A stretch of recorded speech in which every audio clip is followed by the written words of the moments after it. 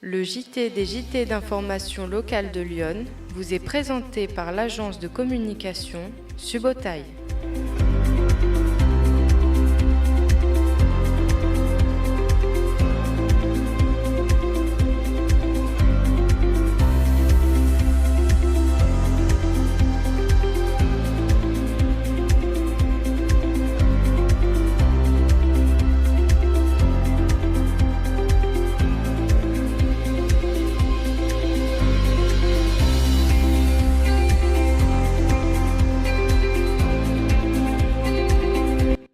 Vendredi 23 novembre, bonjour à tous, vous êtes sur Comcom TV, la télé de Lyon, et vous regardez le JT des JT d'information locale. Au sommaire de ce JT, la semaine de la mixité avec l'association Femmes, Égalité, Emploi qui a organisé du 12 au 16 novembre 21 rendez-vous sur la mixité des métiers et des formations dans le Sénonais. Nous allons aussi à Auxerre avec une nouvelle édition du rendez-vous Cité 89 qui s'est déroulée jeudi 15 novembre 2018 à Auxerre Expo. Élus et collectivités de Lyon ont pu profiter du forum de la vie territoriale. Direction Rozoy, lundi 19 novembre, le lieutenant Yannick Sordet de la Gendarmerie nationale a dressé un premier bilan de la délinquance 2018 dans le nord du département de Lyon. Et nous finirons avec du sport et surtout des souvenirs avec les 80 ans du Sporting Moto Club de Sens. Une grande exposition de 2 roues de 1929 à aujourd'hui. Ça s'est déroulé le 17 et 18 novembre à la salle des fêtes de Sens. Et nous finirons bien sûr avec le bulletin météo. Fait rester là parce que jusqu'à la fin, parce qu'on a une petite surprise pour vous. Allez, on démarre avec la semaine de la mixité. L'association Femmes, Emploi, Égalité a organisé du 12 au 16 novembre plusieurs rendez-vous sur la mixité des métiers et des formations. Il y avait également à cette occasion des jeunes du collège Mallarmé qui ont pu assister à un spectacle présenté par la compagnie Exponence autour de la thématique de la mixité des métiers. C'est un reportage de Frédéric Brulé. Faire, autant choisir un métier qu'on aime. Ah bah c'est sûr, je suis tout à fait d'accord avec toi. Alors, qu'est-ce qu'il veut faire? Bon, écoute, bon, tu le gardes pour toi. Hein. Lohan, il veut être sage-femme. L'association Femmes, Égalité, Emploi a organisé du 12 au 16 novembre la semaine de la mixité des métiers et des formations dans le Sénonais. L'organisation de cette semaine permet de parler de l'importance de la mixité dans la sphère professionnelle et de déconstruire les stéréotypes à l'origine de ces inégalités entre les hommes et les femmes, et de fédérer les partenaires de l'école à l'entreprise autour du sujet. Une initiative qui a lieu déjà depuis plusieurs années.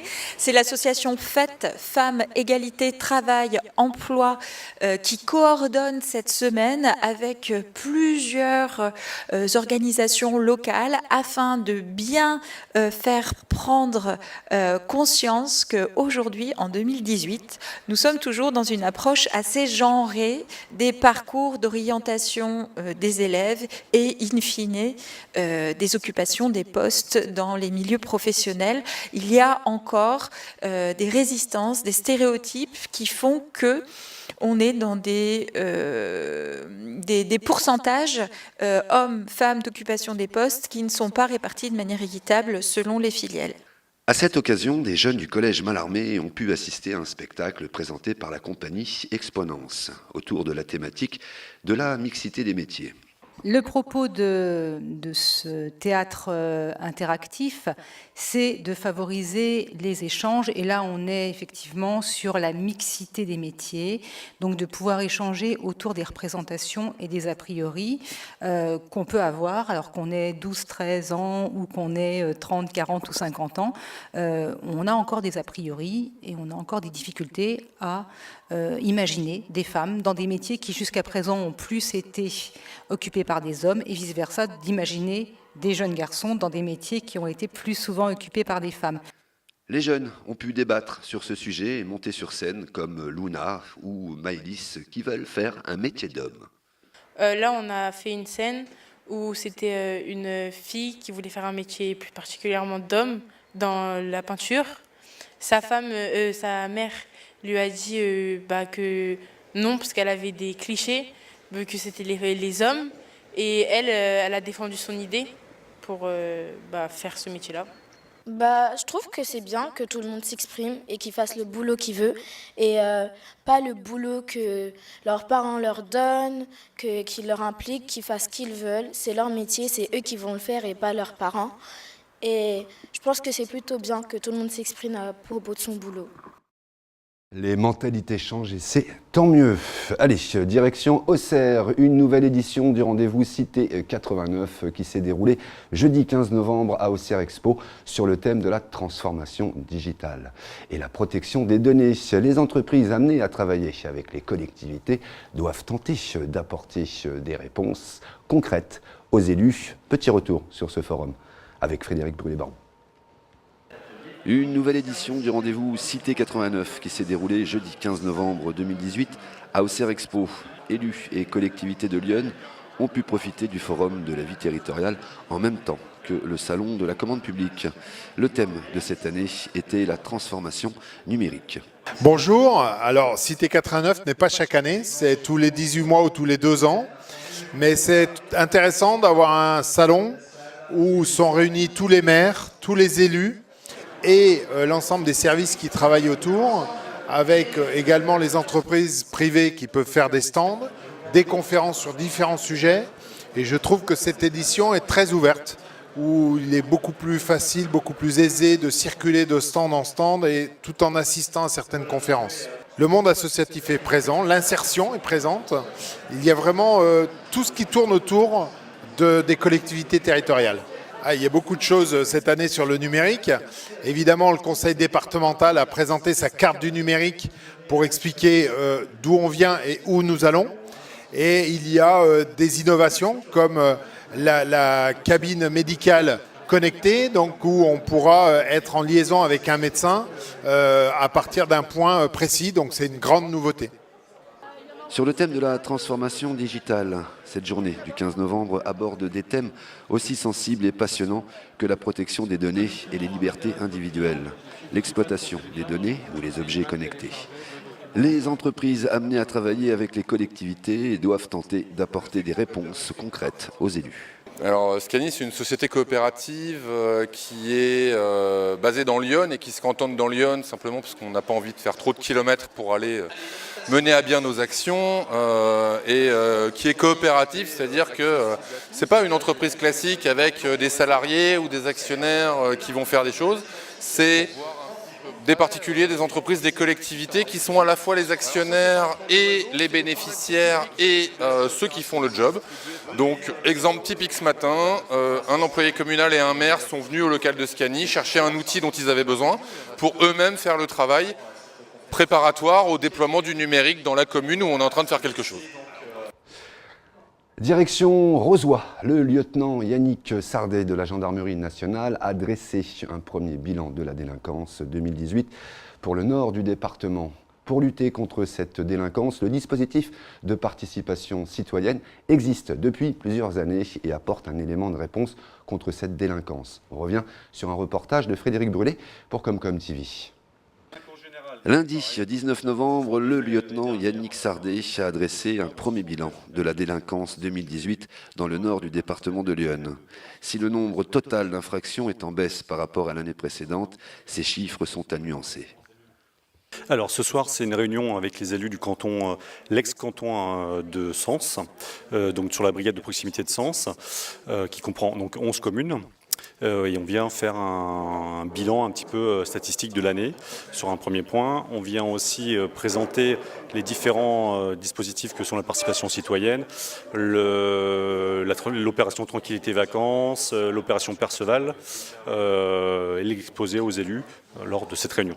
Alors c'est pas trop de l'ordre de ces réunions qui viennent nous exposer leurs problèmes, enfin leurs problématiques tout du moins, puisque là c'est plus nous qui leur apportons les informations, que lorsqu'ils ont des problématiques particulières, ils prennent contact directement avec nous au niveau de la brigade ou par téléphone avec les référents des différentes communes. Alors on est en hausse, comme au point de vue national, au point de vue des AVIP. AVIP c'est les atteintes volontaires à l'intégrité physique, et on est en forte baisse au point de vue des cambriolages, puisque sur l'ensemble de mes 39 communes, donc, qui ne sont pas toutes représentées ce soir, mais sur l'ensemble de la COB, on a moins 23 cambriolages par rapport à l'année dernière sur la même période.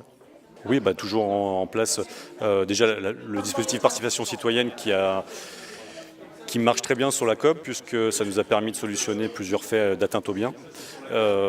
Et surtout là sur les 11 maires, il y en a 8, il y a 8 communes qui ont signé là, une commission de participation citoyenne et ça nous permet donc, et en plus on a des référents qui sont actifs puisque on a réussi à solutionner un certain nombre de faits d'atteinte aux biens.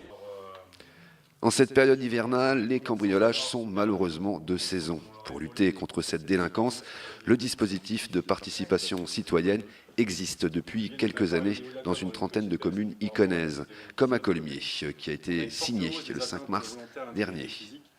Ils sont très réactifs et donc depuis qu'on a pris, beaucoup de communes ont pris la sécurité citoyenne là, donc il est important qu'on soit au courant s'il y a des nouvelles méthodes de la part des cambrioleurs et ça nous permet d'avoir peut-être plus de méfiance et prendre plus de précautions et de prévenir surtout nos administrés.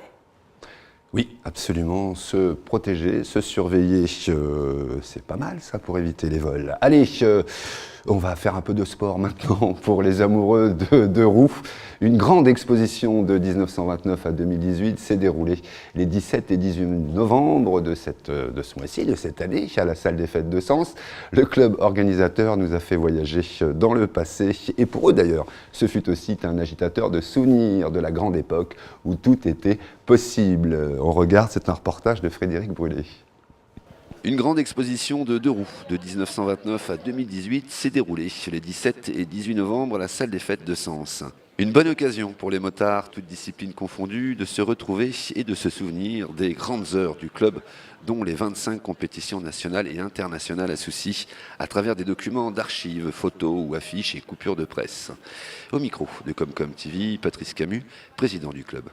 C'est les 80 ans du Sporting Moto Club de Sens, qui a été créé en 1938. Donc de 1938 à 2018, il y a eu plein d'événements, des courses internationales, européennes et tout.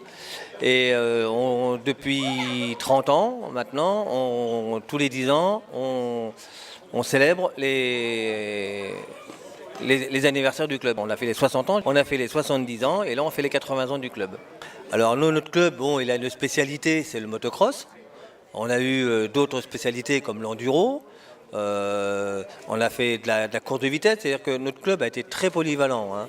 Alors on a à peu près pas loin d'une centaine de motos, qui sont entre les motos qui commencent de 1928 à 2018.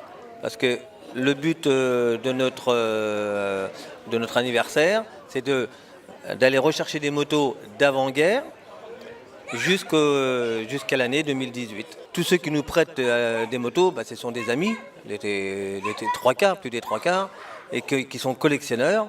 Et j'ai été les solliciter, leur dire, est-ce que vous voulez exposer vos motos? Et ils m'ont répondu favorablement, quoi. Oui, parce que le but de cette manifestation, c'est de faire voir l'évolution qu'il y a eu entre 1938, avant-guerre, jusqu'à maintenant, l'évolution des motos. Allez, quel temps fera-t-il ce week-end? C'est tout de suite. Le restaurant Les Copains d'Abord de Gron vous présente la météo de Lyon.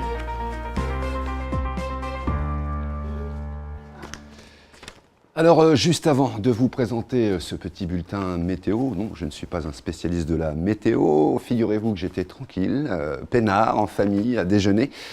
Ça devait être lundi ou mardi soir, et nous regardions la télé. Et a priori, une chaîne qui s'appelle C8, que je salue d'ailleurs, a repris un temps fort, un temps très très fort de notre JT. Regardez ce que ça donnait, et après on fera un petit point ensemble.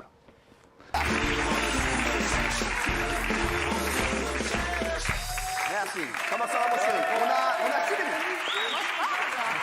Bon, du coup, je me suis aussi fait un petit peu de télé locale après. Oui, après ça, je suis passé sur Comcom TV.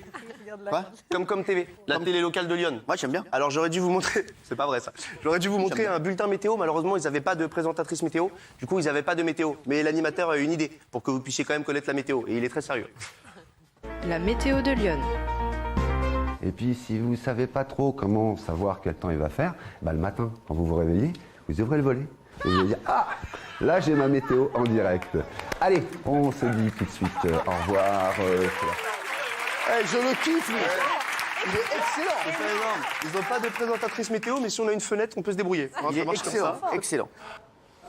Merci beaucoup à Cyril Hanouna et son chroniqueur Andrea Castrinos pour nous avoir mis un peu en lumière sur cette télé locale. Effectivement, nous n'avons pas les moyens d'avoir un ou une animateur, un animateur comme météo. Donc voilà, je vais tenter de faire un vrai bulletin météo. D'ailleurs, j'invite Andreas ou Cyril Hanouna à venir faire la météo sur Comme TV. Ça sera un grand moment pour notre département. Allez tout de suite, le bulletin météo. Alors vous le constatez, du nord au sud de notre département, il va pleuvoir, il va faire du soleil. Les températures de 6 degrés sur Pont-sur-Yonne dès le matin jusqu'à 6 degrés également à Carré-les-Tombes. Il y aura entre 10 et 11 degrés pour les maximales. Évidemment, il va pleuvoir, évidemment, il y aura un peu de soleil. Bref, c'est une météo d'un week-end qui me semble correcte vu la saison. Le dimanche, qu'est-ce qu'il va y avoir comme temps dimanche? Eh ben, le dimanche, il fera un peu plus froid le matin, 5 degrés du côté de Pont-sur-Yonne, 3 degrés du côté de Vézelay, 4 à Blénaud et 3 à Annecy-le-Franc du côté de Sens. Et Joigny fera 9 degrés. Voilà, eh ben, moi je vous souhaite un bon week-end. Je remercie encore la chaîne C8 TPMP qu'on regarde beaucoup. Le deal est lancé, n'hésitez pas à nous contacter si vous voulez venir souhaiter animer la météo, je vais y arriver. Oui, ça m'a retourné un petit peu votre histoire, là, de me retrouver d'un seul coup à l'image. Chez vous, ça m'a fait bizarre. Allez, en tous les cas, nous c'est Lyon, c'est comme TV, la télé de Lyon.fr. Vous pourrez retrouver tous les reportages et les rubriques sur ce site-là. En attendant, je vous souhaite un bon week-end. Sortez, amusez-vous et surtout, sortez couverts, comme disait Christophe Deschavannes. Le JT des JT d'information locale de Lyon vous est présenté par l'agence de communication Subotaille.